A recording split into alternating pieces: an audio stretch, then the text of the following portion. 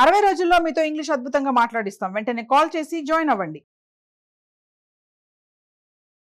Hello నమస్తే, welcome to Suman TV. ప్రస్తుతం మనతో పాటు సైకాలజిస్ట్ గాయత్రి ఉప్పాలపాటి గారు ఉన్నారు. వీరితో ఈరోజు కొన్ని విషయాలు మనం డిస్కస్ చేద్దాం.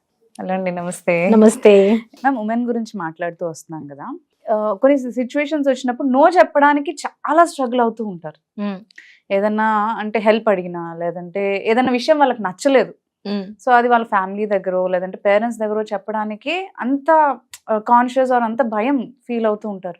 వై దిస్ ఇస్ లీడింగ్ అంటారు? అంటే ఇలా ఇంతగా ఆలోచించడానికి రీజన్ ఏంటంటారు అసలు? ఉమెన్ యాక్చువల్లీ విమెన్ ఇంతలాగా ఆలోచించడానికి ఏంటి అంటే రీజన్, నో చెప్తే వాళ్ళు నా గురించి ఏమనుకుంటారు అన్నది మెయిన్ రీజన్ అన్నమాట. అక్కడి నుంచి స్టార్ట్ అవుతుంది. అంటే ప్రాబబ్లీ నేను వాళ్ళ గురించి ఆలోచించట్లేదు, లేకపోతే వాళ్ళ గురించి నాకు కన్సర్న్ లేదు, వాళ్ళకి హెల్ప్ చేయాలి అని అనుకోవట్లేదు, ఎనీథింగ్. అంటే బేసిక్ గా నా గురించి వీళ్ళ ఒపీనియన్ మారిపోతుందా, దీని మీద జడ్జ్ చేసేస్తారేమో. నాకు కరెక్ట్, నేను నో చెప్తే నన్ను జడ్జ్ చేసేస్తారు అండ్ దాన్ని బట్టి నా మీద ఒపీనియన్ మారిపోతుంది అన్న ఒక భయం విమెన్ లో ఎక్కువ ఉంటుంది. రెండోది ఏంటి అంటే విమెన్ యూజువల్ గా నో చెప్తే అవతల వాళ్ళు హర్ట్ చేస్తున్నానా అన్నది కూడా ఎక్కువ ఆలోచిస్తారు. బికాస్ హర్ట్ చేసే ముందు ఆలోచిస్తారు, అప్పుడు కూడా నో చెప్పడానికి ఆలోచిస్తారు వాళ్ళు. అలాగే నో చెప్పకపోవడం అన్నది విమెన్ అండ్ మెన్ ఇద్దరిలోనే ఉంటుంది, విమెన్ లో ఎక్కువ శాతం ఉంటుంది. ఇంకొక రీజన్ ఏంటి అంటే మనం చాలా చిన్నప్పటి నుంచే విమెన్ కి అసలు మనం గర్ల్స్ ని రేస్ చేసినప్పుడు మనం వాళ్ళకి నో చెప్పనిస్తామా? లేదు కదా. నాకు ఈ డ్రెస్ వద్దు, బాగుంటుంది వేసుకో, యా, ఈ ఫంక్షన్ కి ఇలాగే రావాలా, నేను మామూలుగా వస్తా, ఇంత తయారవ్వాలా, లేదు అక్కడ అందరూ చూస్తారు బాగుండదు, నువ్వు ఒక్కదానివే వింతగా అనిపిస్తావు, వేసుకోవాల్సిందే. అలాగే ఈ పీరియడ్స్ టైం అప్పుడు సెలబ్రేషన్స్ ఇవన్నీ నాకు వద్దు, ఇదంతా ఏంటి, నో తీసుకుంటావా, అవ్వాల్సిందే. మ్యారేజ్ లో ఇంత సెలబ్రేషన్, ఇంత హంగామా, ఇదంతా అవసరమా, సింపుల్ గా చేయడానికి లేదా, ఇన్ని నగలు ఇవన్నీ వేసుకోవాలా, లేదు వేసుకోవాల్సిందే. జాబ్ నాకు మంచిది, బయట స్టేట్ లో వచ్చింది, నేను వెళ్ళి చేసుకోవచ్చా, లేదు ఇంటికి దగ్గరే చేసుకో, ఏదైతే అదే అప్పుడే చేసుకో. యుఎస్ వెళ్ళి చదువుకుంటా, లేదా ఎక్కడో అబ్రాడ్ వెళ్ళి చదువుకుంటా, పెళ్లి చేసేస్తాం, అక్కడికి వెళ్ళి తర్వాత నీకు ఏది కాలిస్తే అక్కడే ఉన్న అబ్బాయికి చేసేస్తాం, ఆ తర్వాత నీ ఇష్టం. సో రకరకాల సిచ్యువేషన్స్ లో మనం విమెన్ కి నో చెప్పనివ్వం పెరుగుతున్నప్పుడు. సో వాళ్ళకి అది అలవాటు అయిపోతుందండి. అంటే నేను నో చెప్పకూడదు, నేను అవతల వాళ్ళదే రిసీవ్ చేసుకోవాలి, వాళ్ళు నాకు నో చెప్పచ్చు, నేను తీసుకోగలగాలి, బట్ నేను నో చెప్పకూడదు అన్నది ఒకటి ఉంటుంది. ఇంకొకటి ఏంటి అంటే women are always considered to be, అంటే వాళ్ళు ఎప్పుడూ కూడా ప్రశాంతంగా, ప్యాసివ్గా, మెత్తగా, సున్నితంగా ఇలాగే ఉండాలి అని ఒక ఎక్స్పెక్టేషన్ ఉంటుంది. కొంచెం కాన్ఫిడెంట్ గా ఉన్న విమెన్ గానీ, కొంచెం నో చెప్పినా, కొంచెం అవుట్ స్పోకెన్ గా ఉన్న విమెన్ ని మనం కేటగరైజ్ చేసేస్తాం, ఆరోగెంట్ అనేస్తాం వెంటనే. సో ఎప్పుడైతే ఈ కేటగరైజేషన్ మన మైండ్ లోనే ఉంటుందో, అంటే నేను కొంచెం శాతం అవుట్ స్పోకెన్ అయిపోతే నన్ను ఆరోగెంట్ అనేస్తారేమో, నన్ను పొగరబోతు అనేస్తారేమో, లేదా నన్ను సెల్ఫిష్ అనేస్తారేమో, లేకపోతే ఒక్కొక్కసారి ఈ అమ్మాయి రిలేషన్షిప్స్ కి పనికిరాదు, సెట్ కావు ఈ అమ్మాయికి రిలేషన్షిప్స్ అనేస్తాం, లేకపోతే నీ యాటిట్యూడ్ నుంచే నువ్వు ఇదంతా తెచ్చుకున్నావు, మేము ముందే అనుకున్నామని అనేస్తాం. ఇలా ఉంటే కష్టం నువ్వు ఇన్ ఫ్యూచర్. కరెక్ట్, ఇలా ఉంటే కష్టము, మాకు ప్రాబ్లమ్స్ తీసుకొస్తావు అని తల్లిదండ్రులు అంటారు. సో ఇవన్నీ విని విని వాళ్ళకి ఏంటి అంటే, ఓకే నేను అవతల వాళ్ళకి బర్డెన్ అవ్వకూడదు, అంటే నేను వాళ్ళు చెప్పినట్టే నేను ఉండాలి అన్నది వాళ్ళకి మైండ్ లో చాలా ఫిక్స్ అయిపోతుందండి. సో ఆటోమేటిక్ గా వాళ్ళు నో చెప్పలేరు. అలాగే ఇంకొక మెయిన్ ఆస్పెక్ట్ ఏంటి అంటే, when you're corrected all your life, మీరు లైఫ్ బిగినింగ్ నుంచి ఎండింగ్ వరకు మీకు ప్రతి దగ్గర కరెక్షనే జరుగుతూ ఉంటుంది. ఇప్పుడు బయటికి వెళ్ళి ఒక బ్యాంక్ పని చేయాలి అంటే ఎలా చెయ్యాలి, ఏం చెయ్యాలి దగ్గర నుంచి అంతా మీకు ఎవరో ఒకరు గైడ్ చేస్తారు. ఇంట్లో ఉండిపోయిన ఆడవాళ్ళకి ఇంటి పని ఎలా చేయాలి అన్నది కూడా సలహాలు ఇస్తారు. సో ఎప్పుడైతే మనం ప్రతి దగ్గర వాళ్ళకి అడ్వైజులు ఇస్తూ ఇదే చెయ్యు అని మన మైండ్ మీద డిపెండ్ చేపించేస్తాము, అలాగే వాళ్ళని లైఫ్ లాంగ్ కరెక్ట్ చేస్తూ ఉంటున్నాము, వాళ్ళకి కాన్ఫిడెన్స్ ఎక్కడి నుంచి వస్తుందండి? Because confidence is action, not thought. ఇప్పుడు నేను చాలా కాన్ఫిడెంట్, నేను చాలా స్కిల్డ్ అని అనేసుకోలేము కదా, అది నిలవదు, ఆఫ్టర్ సమ్ టైం పడిపోతుంది అది. అదే మనం స్కిల్ బై స్కిల్ పెంచుకుంటున్నాం, అంటే నేను గృహిణి బట్ ఐ కెన్ డూ, బయటికి వెళ్ళి నేను గ్రాసరీస్ చేసుకోగలను, లేకపోతే ఇన్ని టాస్క్స్ ఇండిపెండెంట్ గా చేసుకోగలను, నేను పబ్లిక్ ట్రాన్స్పోర్ట్ తీసుకొని వెళ్ళి నాకు కావాల్సిన పనులు చేసుకొని రాగలను, నేను బ్యాంక్ లో నాకు కావాల్సిన పనులు చేసుకోగలను, లేదా ఐఎమ్ కెరియర్ ఉమెన్, అలాగని నేను 2 బ్యాలెన్స్ చేసుకోగలను. లేదా ఒక్కొక్కసారి ఇంటిని డెలిగేట్ చేయొచ్చు, కుక్ ఉండొచ్చు, మెయిడ్ ఉండొచ్చు, వాళ్ళని మానిటర్ చేసుకుంటూ నేను 2 రన్ చేసుకోవచ్చు.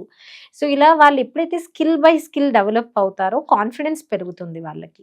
మనం స్కిల్ పెరగనివ్వకుండా మన మీదే డిపెండెంట్ చేసేసి వాళ్ళకి స్కిల్ ఇవ్వకపోతే వాళ్ళకి కాన్ఫిడెన్స్ ఎలా వస్తుందండి? సో ఎప్పుడైతే మనం చిన్నప్పటి నుంచి వాళ్ళకి స్కిల్ పెంచుతామో, లైక్ ఫర్ ఎగ్జాంపుల్ చదువు మీద ఎంత ఇంపార్టెన్స్ పెడతారో లైఫ్ స్కిల్స్ మీద కూడా అంతే ఇంపార్టెన్స్ పెడుతున్నారు. కుకింగ్ నేర్చుకో, డస్టింగ్ నేర్చుకో, ఏదైనా స్కిల్ నేర్చుకో, స్విమ్మింగ్, స్పోర్ట్ ఈక్వల్ గా నేర్చుకో, హాబీ ఉండాలి. నీకు నచ్చింది ఏదైనా చూస్ చేసుకో. నాకు నచ్చింది కాబట్టి నువ్వు చెస్కి వెళ్ళిపో, టెన్నిస్కి వెళ్ళిపో, దీనికి వెళ్ళిపో కాదు, నీకు నచ్చింది చూస్ చేసుకో.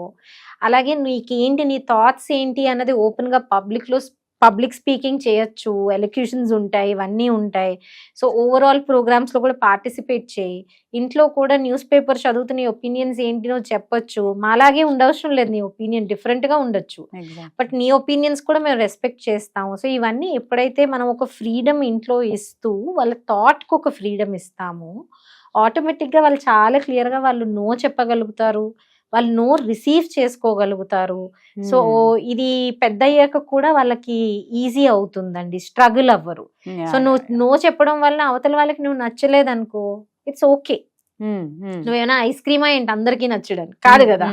సో నీ చాయిసెస్ నీకు ఉంటాయి, it's okay to make some choices. And ఒక్కొక్కసారి నీ నో తీసుకోలేకపోతున్నారు అంటే వాళ్ళు నిన్ను రెస్పెక్ట్ చేయట్లేదు అని అర్థం. సో నిన్ను రెస్పెక్ట్ చేస్తే నో రిసీవ్ చేసుకోవాలి కదా. సో రిపీటెడ్ గా నీ చేత నో చెప్పించుకుంటున్నారు, బట్ వాళ్ళలో చేంజ్ రావట్లేదు అంటే వీళ్ళు నా లైఫ్ లో ఉండాలా లేదా అన్నది కూడా నువ్వు ఆలోచించుకోవాలి.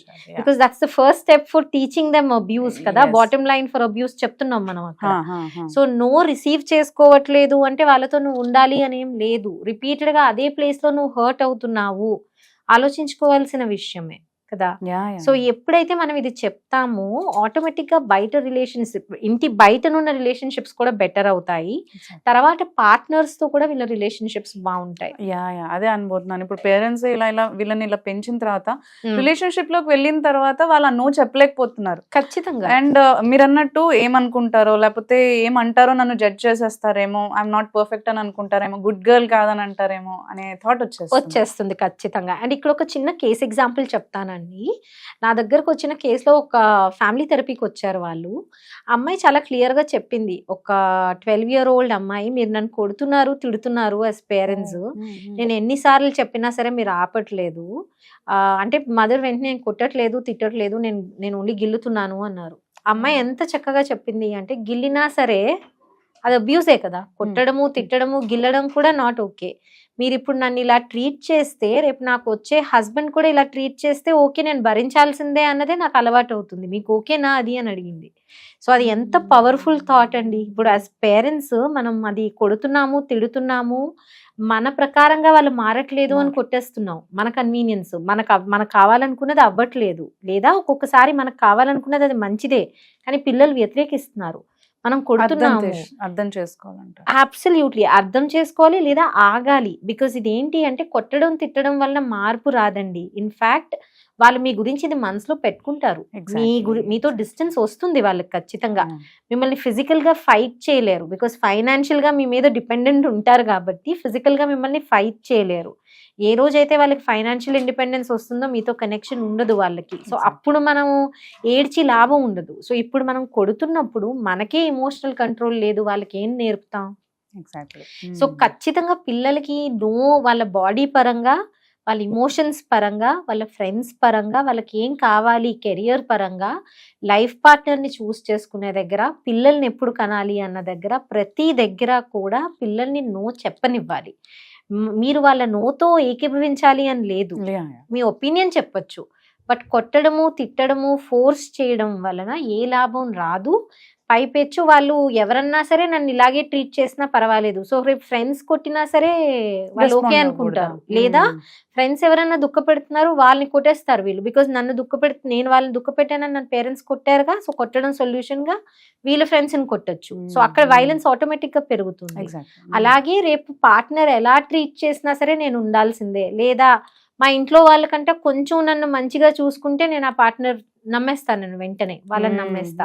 సో ఈ ప్రాసెస్ కూడా స్టార్ట్ అవ్వచ్చు.